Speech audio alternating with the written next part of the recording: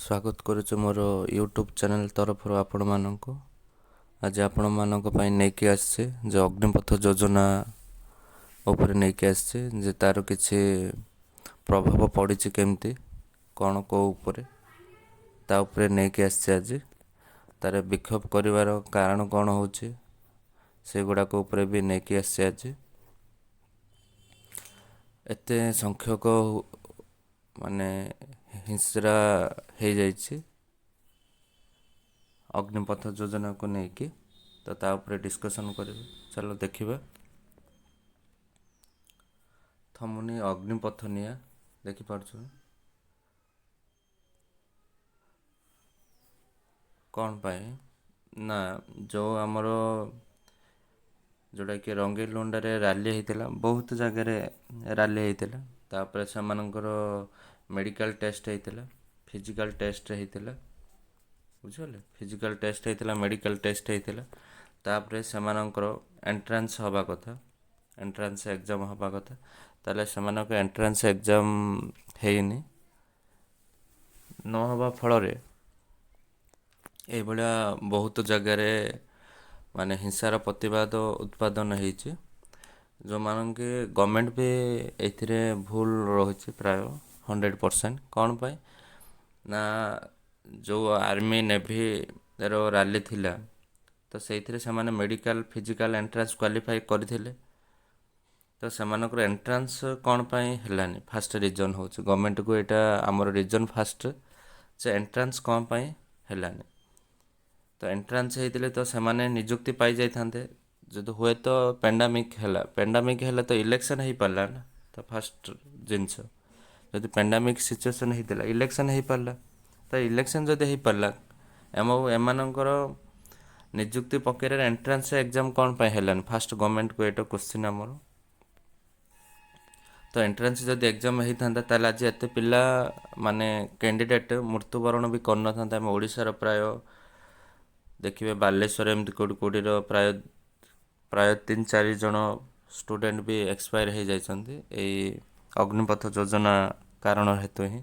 ତାପରେ ସେମାନଙ୍କର ଏକ୍ଜାମ୍କୁ cancel କରାହେଇଗଲା, entrance ଏକ୍ଜାମ୍କୁ।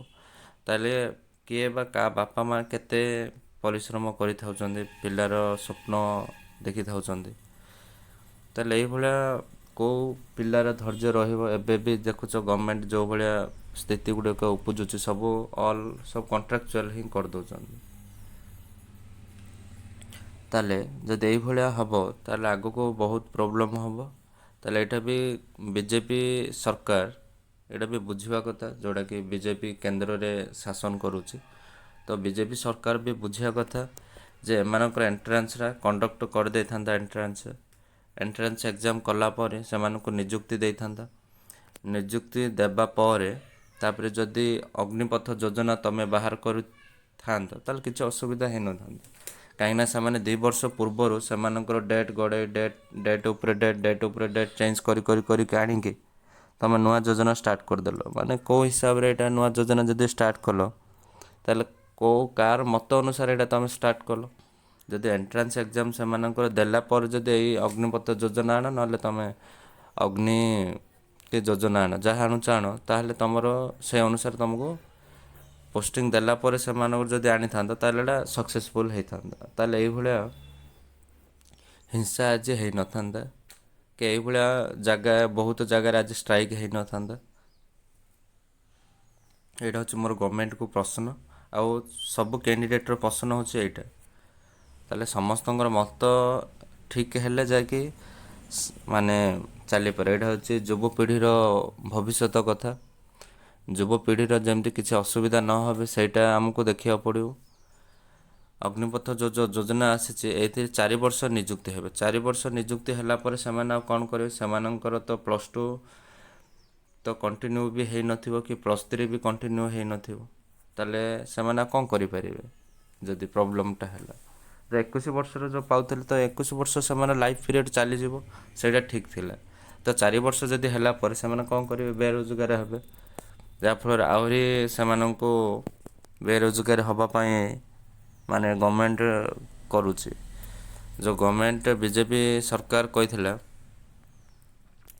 ଯଦି ଆମେ ସରକାର ଗଢ଼ୁ ତାହେଲେ 2 କୋଟିର 2 କରୋଡ଼ ମାନେ 2 କୋଟିର ନିଯୁକ୍ତି ଆମେ ଦେବୁ। ସେଇଟାକୁ ଏବେ ଆସିକି ଏବେ ଦେଖିଥିବ ମାନେ 2 ଦିନ ପୂର୍ବରୁ କି 2 ଡେଜ୍ ପୂର୍ବରୁ ଦେଖିବ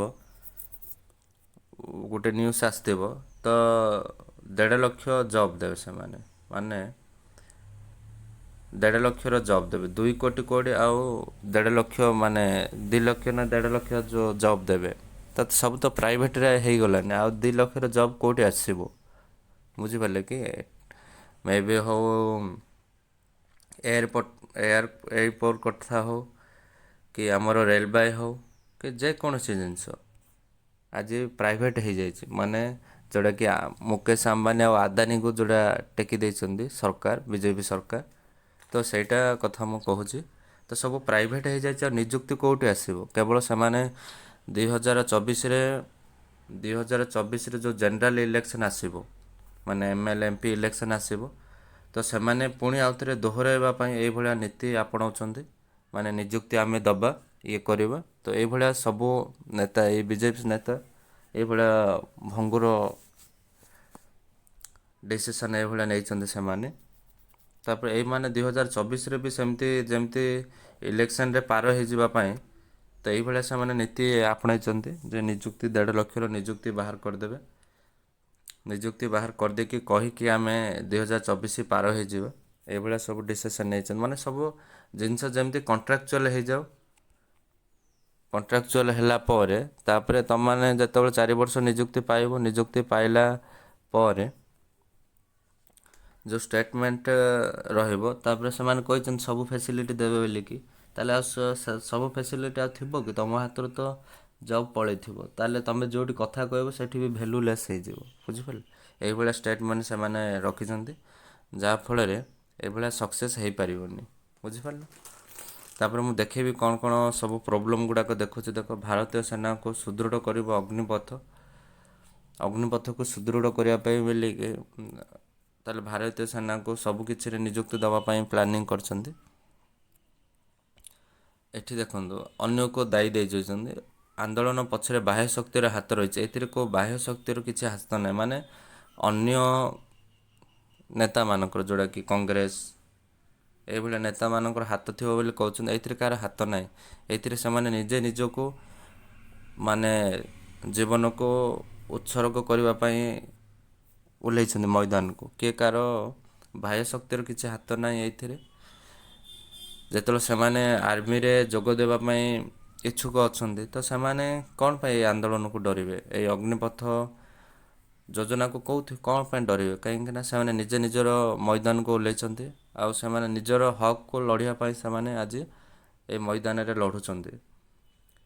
12ଟି ଟ୍ରେନ୍ ଜାଳିଦେଲେ, ଦେଖୁଛନ୍ତି 12ଟି ଟ୍ରେନ୍ ଜାଳିଦେଲେ, 200ରୁ ଅଧିକ ଟ୍ରେନ୍ ବାତିଲ। ତେଲେଙ୍ଗାନାର ଗୁଳିମାଡ଼ରେ ଜଣେ ମୃତ, 13 ଆହତ। ଏଠି ବି ଜଣେ କ୍ୟାଣ୍ଡିଡେଟ୍ ମାନେ ମୃତ୍ୟୁବରଣ କରିଛନ୍ତି।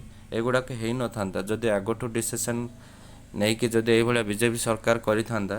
ତାର ଏଇଥିରେ ମୁଁ ମାନେ ଭୁଲ ଦେବି ସେଇ ବିଜେପି ସରକାର, ଯେଉଁ ସରକାର କି ମାନେ ଡିସିସନ୍ ଠିକ୍ ସେ ନେଇନି। ମେ ବି ହଉ ସେମାନଙ୍କର ଏଣ୍ଟ୍ରାନ୍ସ ଏକ୍ଜାମ୍ କ୍ୱାଲିଫାଇ ଯେଉଁମାନେ କରିଥାନ୍ତେ କି ସେମାନଙ୍କୁ ନିଯୁକ୍ତି ଦେଇଥାନ୍ତା, ତାପରେ ତୁମେ ଅଗ୍ନିପଥ ବାହାର କରିଥାନ୍ତା, ମାନେ ଠିକ୍ ହେଇଥାନ୍ତା। ଶାନ୍ତି ରଖିବା ପାଇଁ ଉତ୍ତରପ୍ରଦେଶ ଉପମୁଖ୍ୟମନ୍ତ୍ରୀଙ୍କୁ ନିବେଦନ। ସବୁ ଜାଗାରେ ଦେଖେଇବି ମୁଁ ତମମାନଙ୍କୁ, ଆପଣମାନଙ୍କୁ, ତ ସବୁ ଜାଗାରେ ଏଇଭଳିଆ ସିଚୁଏସନ୍ ହିଁ ଚାଲିଛି। ଅଭିନବ ପ୍ରତିବାଦ 64 କିମି ଦୌଡ଼ିଲେ, ଦେଖିପାରୁଛ ନା? ଅଭିନବ ଉପରେ 64 କିଲୋମିଟର ଦୌଡ଼ିଲେ। ନବରଙ୍ଗପୁର ଉମରକୋଟ ଯାଏଁ ଦୌଡ଼ିଲେ ନରେଶ। ସେନାବାହିନୀ ପରୀକ୍ଷାରେ ବିଫଳ ହୋଇଥିଲେ। ଦେଖିପାରୁଛନ୍ତି ନା? କେନ୍ଦ୍ର ସରକାରଙ୍କ ଅଗ୍ନିପଥ ନିଯୁକ୍ତି ଯୋଜନାକୁ ବିରୋଧ କରି ବିଭିନ୍ନ ରାଜ୍ୟରେ ହିଂସାତ୍ମକ ଆନ୍ଦୋଳନ ତେଜିବାରେ ଲାଗିଛି। ସରକାର ଏହି ଯୋଜନାକୁ ବିରୋଧ କରି ବିଚାର ଆରମ୍ଭ ହେଉଥିବା ଏବେ ବର୍ତ୍ତମାନ ବିଭିନ୍ନ ରାଜ୍ୟକୁ ଛୁଇଁଛି। ଆନ୍ଦୋଳନକାରୀ ଭଙ୍ଗାରୁଜା ପୋଡ଼ି କରୁଛନ୍ତି। ମାତ୍ର ନବରଙ୍ଗପୁର ଉମରକୋଟ ନଗରର ଯୁବକ ନରେଶ ବିଶ୍ୱାସ ସିଂ ଶାନ୍ତିପୂର୍ଣ୍ଣ ଉପାୟରେ ପ୍ରତିବାଦ କରିଛନ୍ତି। ଦେଖିପାରୁଛନ୍ତି ଏଇଟା ଶାନ୍ତିପୂର୍ଣ୍ଣ ଉପାୟରେ ଇଏ କରିଛି। ଅଗ୍ନିପଥ ପ୍ରଭାବ 6 ଟ୍ରେନ୍ ବାତିଲ, 6ଟା ବି ଟ୍ରେନ୍ ବି ବାତିଲ ହେଇଯାଇଛି, ଦେଖିପାରୁଛନ୍ତି। ସେମିତି କଟକର ବି ବିକ୍ଷୋଭକାରୀ ମୁହାଁମୁହିଁ। ପୋଲିସ ଆଉ ସେଠି ସେନାରେ ଯେଉଁ ଭର୍ତ୍ତି ହେବାକୁ ଥିବା କ୍ୟାଣ୍ଡିଡେଟ୍ ବି ସେଠି ସାମ୍ନାସାମ୍ନି ମୁହାଁମୁହିଁ ହେଇଛନ୍ତି। ମୁଁ ଦେଖିବି ସେମିତି ଅନ୍ୟ ରାଜ୍ୟରେ ବି ଏଇଭଳିଆ ହେଇଛି। ତ ଯିଏ ଗୋଟେ ମୃତ୍ୟୁବରଣ କରିছে ତାର ବି ସେ କହିଲା ତାଙ୍କର ଭାଇକୁ ସେ ମେସେଜ୍ କରିଥିଲା, not for vote for BJP, ମାନେ ବିଜେପିକୁ ଭୋଟ୍ ନ ଦେବା ପାଇଁ ଆକୃଷ୍ଟ କରିଛନ୍ତି। ମାନେ ମୁଁ କେଉଁ ଦଳକୁ ଇଣ୍ଡିକେଟ୍ କରିକି କହୁନି, ବିଜେଡ଼ି କି ବିଜେପି କି କଂଗ୍ରେସ, କେଉଁ ଦଳକୁ ଇଣ୍ଡିକେଟ୍ କରୁନି। ଯେଉଁଟା ସତ୍ୟତା, ଯେଉଁଟା ଯୁବଶକ୍ତି ସମାଜରେ ଯେମିତି ଅଗ୍ରଗତି ହେଇପାରିବ, ତା ଉପରେ ମୁଁ ଆଜି ଏଇ ଭିଡ଼ିଓଟି ବନେଇଛି। ଯେ କେଉଁ ଦଳକୁ ଏଇଭଳିଆ ଇଣ୍ଡିକେଟ୍ କରିକି ମୁଁ କହୁନି। ତ ଯୁବଶକ୍ତି ସମାଜର ଯେମିତି ଉନ୍ନତି ହେଇପାରିବ ସେଇ ଦିଗରେ ମୁଁ ଆଜି କହୁଛି। ତାହେଲେ ଦେଖିବି ମୁଁ ତମମାନଙ୍କୁ ଯେଉଁଟାକି ମାନେ ଅନ୍ୟ ରାଜ୍ୟରେ ବି ହିଂସା ଯେଉଁ ହେଇଛି ସେ ଭିଡ଼ିଓରେ ସେଇଟା ବି ତା'ର କ୍ଲିପ୍ ମୁଁ ଦେଖେଇବି। ତାକୁ ଦେଖିପାରୁଥିବ। ଏଇଟା ୟୁପି ବିହାର ସ୍ଥିତି ଅସମ୍ଭାଳ ହେଲା, ମାନେ ୟୁପି ବିହାର ଦିଲ୍ଲୀ ଆହୁରି ଆମର ସିକନ୍ଦରାବାଦ ଏଇଭଳିଆ ବହୁତ ଜାଗାରେ ମାନେ ସ୍ଥିତି ଅସମ୍ଭାଳ, ହିଂସା ବଢ଼ି ଚାଲିଛି। ୟୁପିରେ 17 ଜିଲ୍ଲାରେ ବ୍ୟାପକ ହିଂସା। ୟୁପିର ପ୍ରାୟ 17ଟି ଜିଲ୍ଲାରେ ବ୍ୟାପକ ହିଂସା, କାହିଁକିନା ୟୁପିରେ ବିଜେପି ସରକାର ଶାସନ କରୁଛି ନା, ତ ସେଇ ଜାଗାରେ 17ଟି ଜିଲ୍ଲାରେ ପ୍ରାୟ ବ୍ୟାପକ ହିଂସା ଦେଖିପାରୁଥିବେ। ଭାରତୀୟ ଜନତା ପାର୍ଟି, ଏଇଟା ବିଜେପି ତାର ଅଫିସ୍ ଆଗରେ ବି ସେମାନେ କେମିତି କରିଛନ୍ତି। ବିହାରର 12 ଜିଲ୍ଲାରେ ଇଣ୍ଟରନେଟ୍ ସେବା ବନ୍ଦ, ମାନେ 12ଟି ଜାଗାରେ ପୁରା ଇଣ୍ଟରନେଟ୍ ପୁରା ବନ୍ଦ କରିଦେଇଛନ୍ତି ସେମାନେ।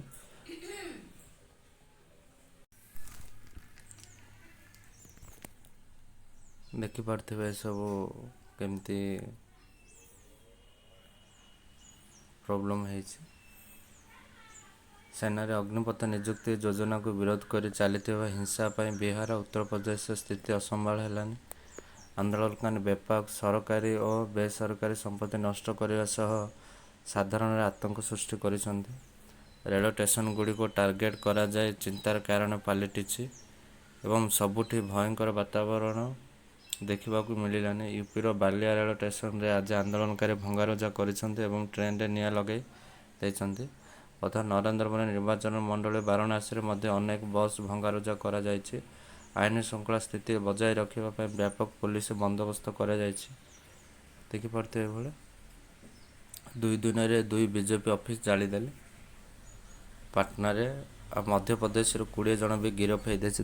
ଗିରଫ କିଛି ତାଙ୍କୁ ଫରକ ପଡ଼ିବନି, କାହିଁକିନା ସେମାନଙ୍କ କ୍ୟାରିୟରକୁ ବିଜେପି ସରକାର, କେନ୍ଦ୍ର ସରକାର ଯେଉଁ ମାନେ ବର୍ବାଦ କରିଦେଇଛି, ତ ତା'ର ସେମାନେ ଗିରଫ ହେଲେ ବି କ'ଣ ଫରକ ପଡ଼ିବ।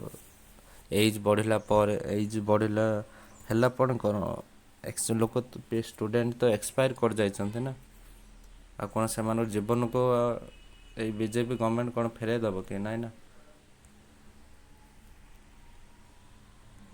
24ରେ ବାୟୁସେନାରେ ଅଗ୍ନିବୀର ନିଯୁକ୍ତି ଆରମ୍ଭ ହେବ, ଯେଉଁଟାକି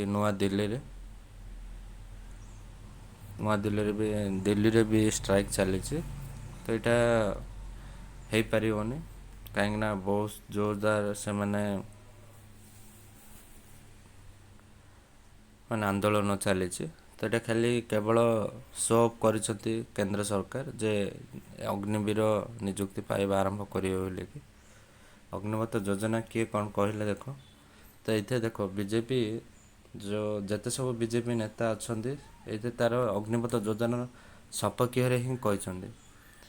ତା'ର ବିପକ୍ଷରେ କିଏ ବି ଗୋଟେ ବିଜେପି ନେତା କହିନାହାନ୍ତି ଯେ ଆର ପ୍ରୋବ୍ଲେମ୍ କ'ଣ। ଏକ୍ଜାମ୍ କଣ୍ଡକ୍ଟ କରିବା କଥା ଏଠି କିଏ ବି କହିନି।